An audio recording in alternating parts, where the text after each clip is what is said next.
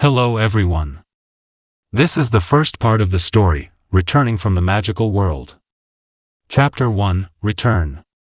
What happened?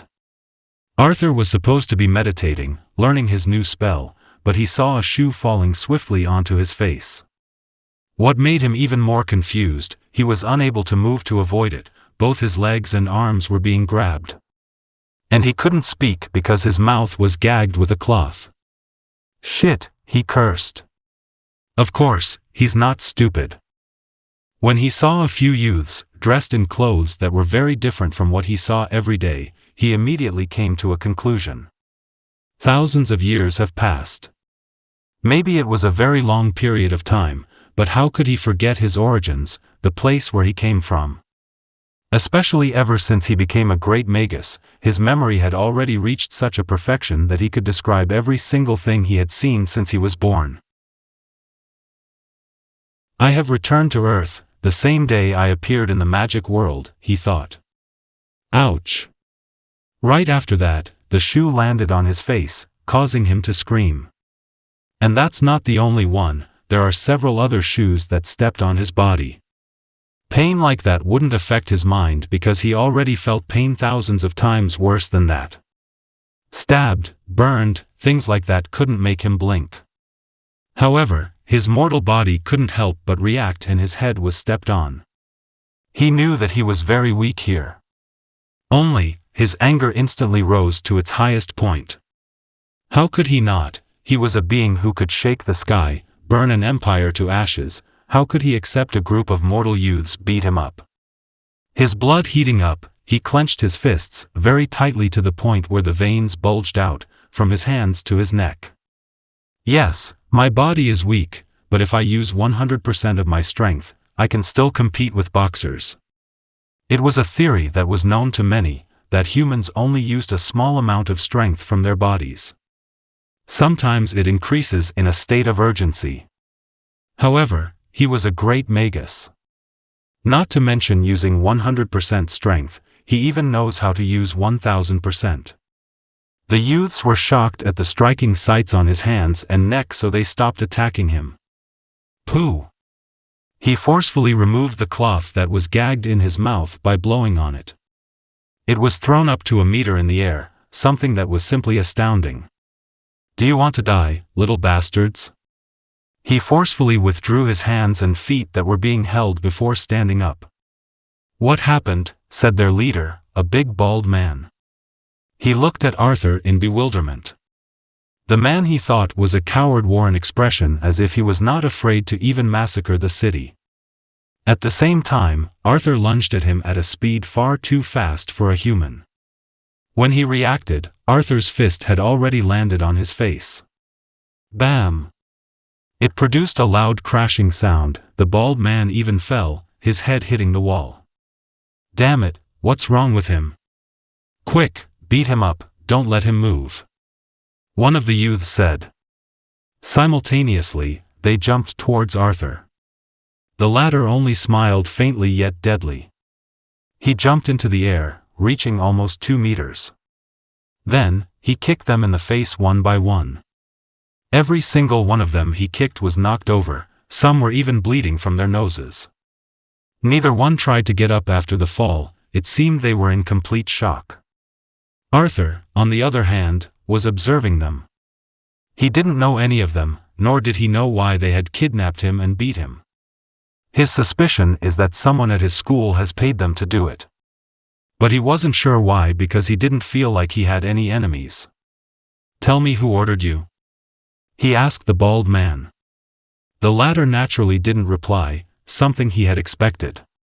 That's not a problem for him. In the past, he had even forced a dragon to tell him the location of its treasure. A mortal youth, he thought it only took a little bluff. There was a long piece of wood, quite thick, sure to break bones. Arthur took it, without saying anything, he swung the stick at the bald youth's face. Bam! His head seemed to be about to spin, he vomited blood, and immediately fainted. You? His friends were horrified, they were shocked and trembled. Arthur thought he was hitting too hard, so he shifted his gaze to the others. He said, "Is anyone going to tell me? Or will I hit you on the head one by one?" "Please do not." One suddenly answered directly, a rather thin youth. Maybe he was afraid of dying instantly if he was hit on the head with a stick like that. Arthur stared at him, signaling to speak. "We were paid by a man named Alex," said the thin young man. "Alex."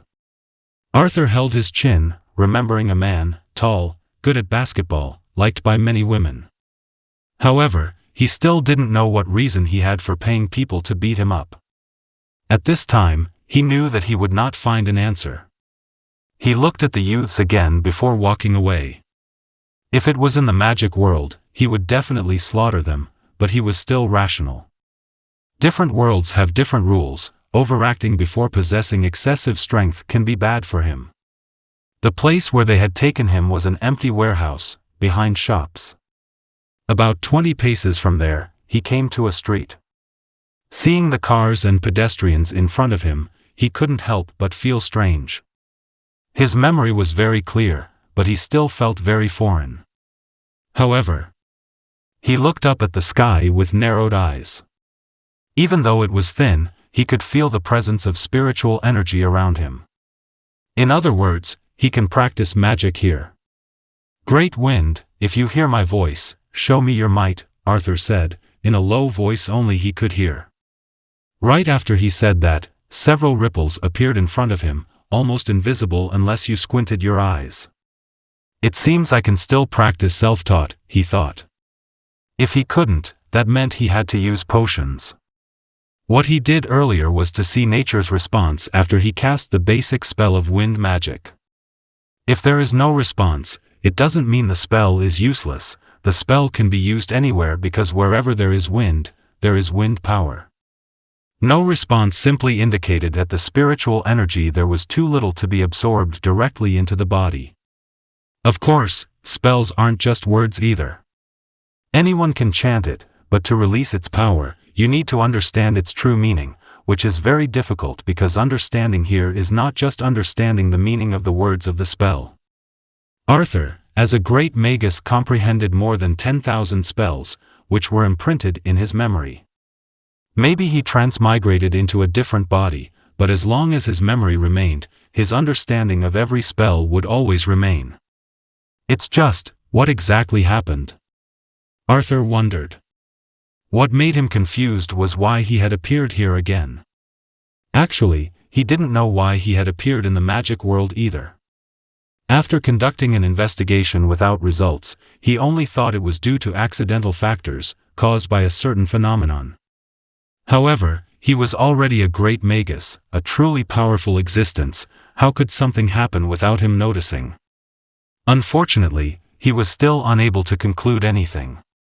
"I'd better go home first," he said to himself, taking a step to the right while looking at his face using his smartphone screen. There were no scars, just a little bit of dirt which he could clean up directly with his clothes.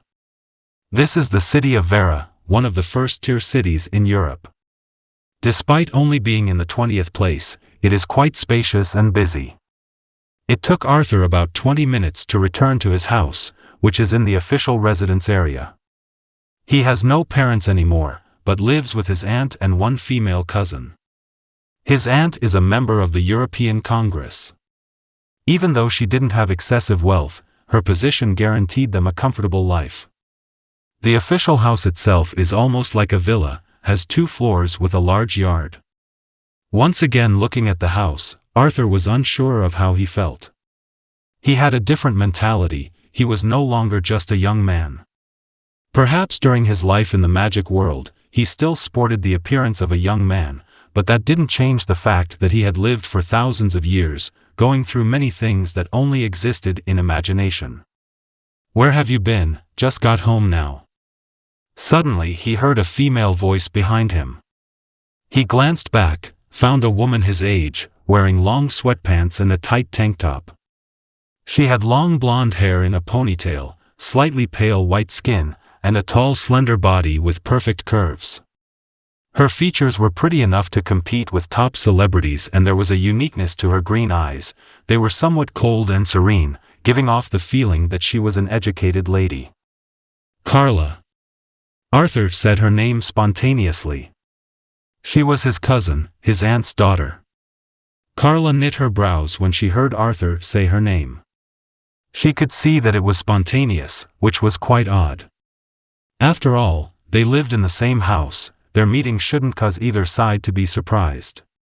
However, no matter how calm Arthur's mind was, it was hard for him to control himself as he looked again at his family. He has no other family apart from Carla and his aunt. Even though there were occasional conflicts between him and Carla, he knew that she thought of him as her beloved brother. When he was sick, she would always look after him while his aunt treated him as if he were her biological son. Therefore, he loved them all his life. "What's wrong with you?" asked Carla.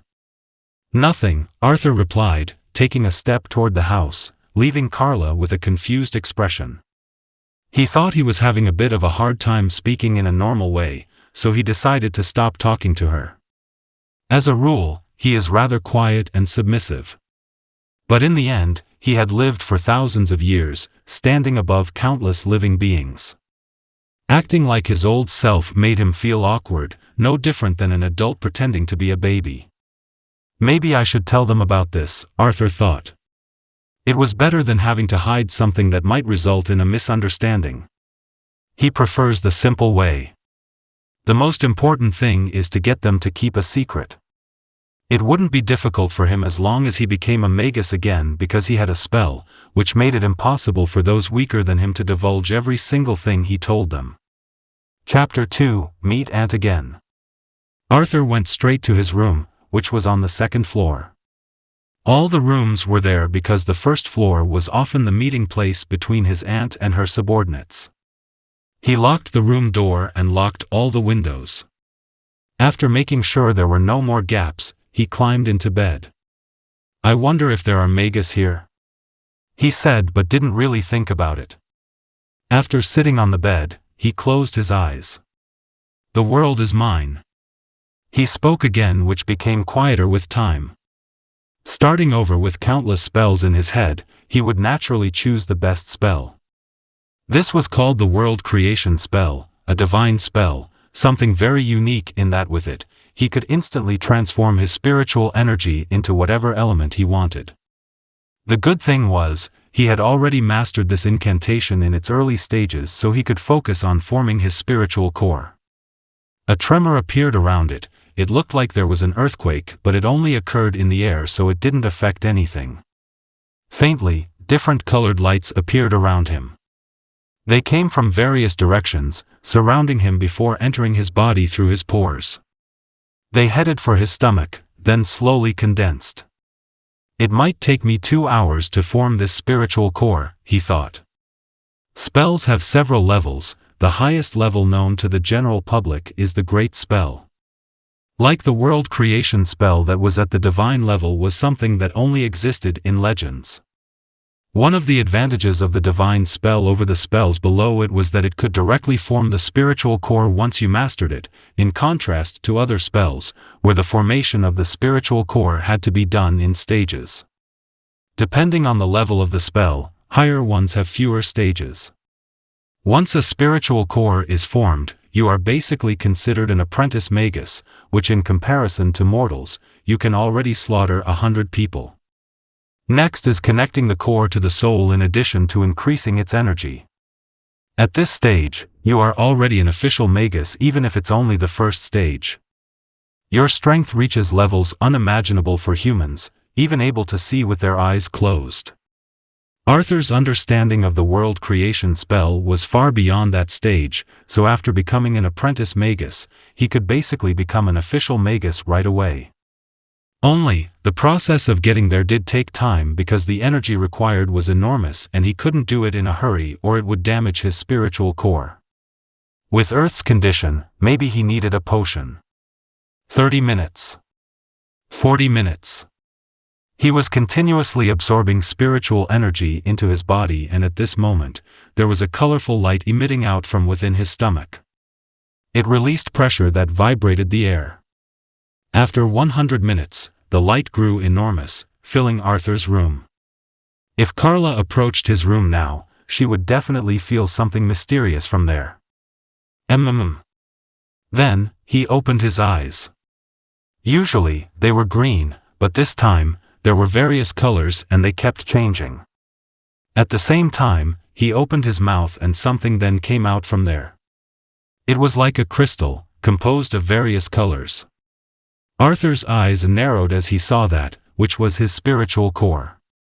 Really very strong, the energy is suitable for everything, even increasing physical strength, speed, and vitality, he said to himself. He stood up, sending the core back into his stomach. Phew! He sighed, letting his body calm down. All the light in his eyes also disappeared. But then, he punched the air with his fist. Bang! It produced a light bang sound, causing the air to vibrate. It might seem simple, but a punch that vibrated the air could basically blow even a bull's head off. He jumped after that and managed to touch the ceiling of his room, which was about 3.5 meters high. Looks like it's getting late, he said as he looked at the clock on the wall. It is time for dinner, his aunt should be back home. If he still didn't come out, she would probably call him. Again, he thought about whether to tell her, and after thinking about it, that was indeed a better choice. However, he didn't go out right away, he went to the bathroom first. His body was covered in sweat right now, so it would look bad if he came out like that. He took a shower for about 5 minutes, which was quite a rush, then put on new clothes, long jeans and a black t-shirt. Looking at his face in the mirror, he noticed a slight difference. For a man, he could be considered very handsome, having slightly curly blonde hair. The only drawback may be that he looks weak physically because he rarely exercises. However, after becoming a magus, there was a different aura about him. Even though he still looked weak, he didn't give off the feeling of being weak. Plus, with his confident expression, people who saw him would definitely think he was the leader in his circle of friends. When he came out of his room, he found Carla coming. "What happened to you, 2 hours in the room?" she asked. In times like now, Arthur was usually out occasionally, so it wasn't strange for Carla to be suspicious. Maybe she thought something bad had happened to him. In response to her words, Arthur smiled, a sight that surprised Carla as his face was usually flat almost all the time. "Carla, have you ever seen a miracle?" he answered with a question. "What do you mean?" asked Carla again. "I'll show you below," Arthur answered as he took a step. When he passed her, he touched her head and stroked her blonde hair, making her almost jump in surprise. You," she said. "Did he just hit his head?" She wondered and took a step, seeing he had started down the stairs. The dining table is downstairs, directly behind the living room. It was quite big, had 10 seats. A woman with shoulder-length blonde hair sat in the main chair. She appears to be in her early 30s, has green eyes and a face similar to Carla's except that it is mature. Her body was slim and tall while her skin was fair. Dressed in long jeans, a white shirt, having a relaxed and calm demeanor, she easily gave off the impression that she was a reliable woman. Of course, the reality is like that.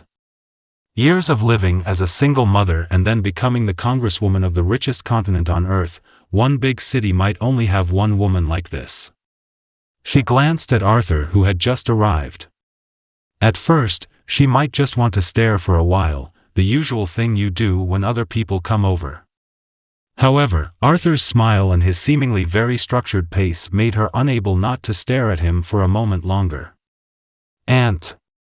Arthur stopped beside her and called out to her. Under her confused gaze, he bowed slightly, then hugged her. The woman, Isabel, opened her mouth with a frozen expression. This was even more exaggerated since usually, Arthur was the type to always avoid that kind of body contact. Of course, she didn't resist a hug from him, she just looked into his eyes and said, "Has a ghost possessed you, Arthur?" "That's something more than a ghost," Arthur replied as he let go of the hug. When he saw his aunt, he felt his heart tremble. The longing he had buried long ago for this woman who raised him surfaced again, making him unable to resist hugging her. He may have outlived Earth's history so that he could think of anyone on this earth as a little baby, but no matter who you are, you can't possibly view someone who raised you the same way you view anyone else. Mom, I think we need to take him to a mental hospital. I really believe there is something wrong with his head, said Carla, who had just arrived. Chapter 3, Show Magic to Aunt. Isabel didn't immediately agree to her daughter's suggestion. She kept looking at Arthur as if she wanted to see if there was really something wrong with him. Arthur didn't rush to tell her either. He sat down in his chair. Seeing her curious expression, he said, "You need to calm down first, Aunt. Otherwise, your heart might jump in surprise. I'm one of the people who determine the policies of this continent. What kind of storm haven't I seen?" she answered. "It's more than just a storm." Arthur chuckled. Meanwhile, Carla touched his forehead. "There doesn't seem to be anything wrong," she said. Arthur grabbed her hand in response, then, he touched her fingers. Silently, he poured some spiritual energy into her body. "What's this?" She was instantly startled, withdrawing her hand spontaneously. "What happened?" Isabel asked. Carla didn't answer, she just kept staring at her fingers, knitting her brows. For a moment, she felt like cold water was flowing into her body through those fingers. It gave her a comfortable sensation. "Please don't be curious, you will know soon. Let's eat first," said Arthur to his aunt. The latter finally said nothing more. She took the spoon and fork and started eating. Arthur stared at the dishes on the table. This dinner is still in the category of luxury food. There are fried duck, grilled meat, hot soup. However, for him who had eaten even dragon meat, they could be said to be too simple. His underlings in the magic world probably wouldn't spare them a glance. But he knew he couldn't complain about this on Earth. He still had to eat, his strength was still far from the level where he didn't need food. He took a piece of the fried duck, ate it slowly. His aunt glanced at him every now and then, and it was clear she noticed his disinterest. Despite wanting to comment, she held herself back in the end.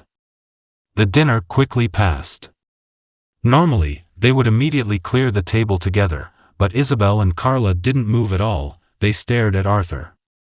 The first one said, "So what do you want to show us?"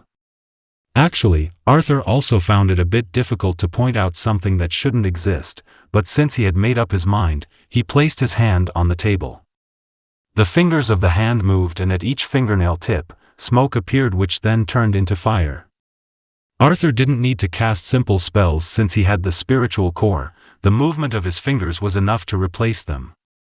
Each flame on his fingers rapidly enlarged. They fused together, forming a fireball the size of a baseball. Even though it was small, the heat it gave off was palpable. Isabel and Carla opened their mouths. The latter even rubbed her eyes. "What's this?" she said subconsciously, but was still answered by Arthur. "Fire magic. If you want to see a bigger one, let's go outside." "How do you have magic, Arthur?" Isabel asked. Arthur felt a little strange by her tone, as if she was only surprised by him having magic power, but not by magic itself. "Is this time not the first time you saw it, Aunt?" asked Arthur. That surprised Carla quite a bit. She looked curiously at her mother. Isabel shook her head. She replied, "Never, but someone very trusted did tell me about this." "Oh." Arthur narrowed his eyes. This could almost be considered as confirmation that there were magus on Earth. They're probably just so hidden that not even a congressman can see them. "But how did you do it?" Isabel asked again, continuing to stare at the fire in Arthur's palm. The latter closed his palm, quelling the fireball and replacing it with wind cool enough that the heat from earlier turned cool. His other hand held his chin and he replied, "It's quite a hard thing to say. The point is, this afternoon, I had a long journey in another world. Many years have passed, but only an instant here. Maybe time here froze while I was gone." Arthur naturally wouldn't say thousands of years because that would be too much. His aunt would probably think of him as an old demon. Years was enough. She could imagine for herself what the exact number was to cause his personality to change. The two women's reactions were more exaggerated than when Arthur had shown them magic. They looked like they were on the verge of flinching. "You're not lying, are you?" Isabel said, while Carla said, "You don't watch too much Ice Guy, do you?" Chapter 4, Plan. The good thing was that Isabel and Carla's surprise wasn't accompanied by screams or jumping. They were more silent, so Arthur found it easier to answer. "This is too hard to explain, but it's real. I'm telling you so there won't be any misunderstandings in the future." There was silence again. It took about 5 minutes before anyone spoke. "Are you a superhuman now?" Isabel asked. Arthur cleared his throat lightly. He replied, "I am naturally very strong now. Don't know if I can be called a superhuman or not, but give me some time, I should be able to reach a level where I can ignore nuclear weapons." "You?" Carla looked like she was about to fall over after hearing his words. "On the other hand," Arthur added, "I will also teach you if you want." "I also could?" Isabel asked while pointing at herself. "Of course you can, Aunt. I have many methods, one of which should suit you. However, practicing magic will take time. I can be this fast due to my experience, so you should be patient." "Can you show me a bigger one?" This time it was Carla who asked. "Let's go to the backyard," Arthur replied. "It won't be exposed, will it?" Isabel hesitated. "Don't worry, I'll show you something that can't be seen from afar. But to be completely safe, turn off the CCTV there." "Okay." Isabel nodded. She took out her cell phone, turned off the CCTV from there. The three then stood up and stepped into the backyard through the back door. It's quite a large place, has a swimming pool and a small garden. Arthur looked around before pointing his hand forward. Once again, his fingers moved. And right after that, winds from all directions gathered to form a hurricane that was around 10 meters high. "Wow!" The two women were amazed again. "I can make it spin faster so it destroys everything around it," Arthur said, waving his hand, making the hurricane dissipate. "Totally unexpected," Isabel said, looking at Arthur. Her eyes shone, but only for a moment. She suddenly came over to Arthur and her arms moved, hugging him from the side. "Aunt?" Arthur was confused by her sudden action. "I know, you must have gone through a lot to have this kind of strength, luckily you're still alive." The woman sighed. Carla, who previously only showed an expression of admiration, immediately changed her expression. She seemed to be feeling complicated. Her mother was right. There was no way it was just a trip to another world and he obtained various powers. He must have gone through a lot. His change in personality is proof of that. On the other hand, Arthur was uncomfortable with this awkward situation. He cleared his throat again, pushing his aunt's body a little to release her hug. He said, "It's not as bad as you think, Aunt. And look, I'm still here, so everything's fine." Isabel saw his expression. As a politician, how could she not realize that he only wanted to cheer her up? However, she also understood that he didn't want this awkward situation to continue. "Then what are your plans then?" she asked, changing the subject. "I think I have a lot of plans," Arthur replied. He looked to the east where there were rows of mountains. Even though it was night, they could be seen quite clearly because there were street lights. "It's easier to practice magic where it's remote and up high, so we might need a new house and it should be big enough." Isabel followed Arthur's gaze and smiled strangely. "If you want an isolated house there, I'm afraid we'll need at least 10 million euros. Isabel was an important person in the city of Vera, but Arthur knew she didn't have that much money, not even 10% of it. The salaries of congresswomen on this continent can be said to be low. "Don't worry, Aunt. I have lots of things to make money with, but I thought I'd like to take a look first." Arthur replied. All right. Isabel nodded.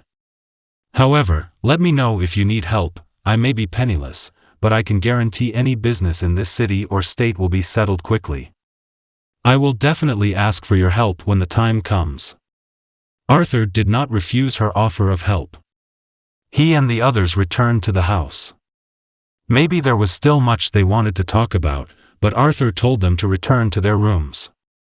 He himself returned to his room. As he sat on the bed, he cast a mysterious spell. His spiritual energy flowed out from his body, gathering around him to form two almost invisible transparent birds. Go! He waved his hand and they immediately flew away, breaking through the walls of his room. Each of them would go to Isabel and Carla's room and then enter their bodies. They were unique in that they could continue to survive even if he died and became stronger as he got stronger. There wasn't much they could do since they were currently weak, but they could prevent Isabel and Carla from leaking the secret. Even if anyone asked them, the magic would keep their expressions calm, as if they were completely clueless. And most importantly, they can send a distress signal to Arthur and he himself can track their whereabouts. Arthur did this just as a precaution. He trusted the two women, but they could have spoken by accident. If it was only about his magic, it wouldn't matter, but the fact that he had gone to another world would probably lead to some bad things if someone else found out. After that, he took out a book and a pen. He did so without moving directly, only controlling the wind to send them flying onto the bed. He tore two pieces of paper from the book, then wrote a spell on each one, complete with his method. Spells can use any language as long as you understand it, so he wrote in the language here. They should fit into this, he thought, looking down at each of the pieces of paper as he finished writing. This marks the end of part 1 of the story, Returning from the Magical World. Thank you for listening. Please like the video and hit the subscribe button to listen more. Hit the bell icon to get notified of all the new content uploaded to the channel ASAP.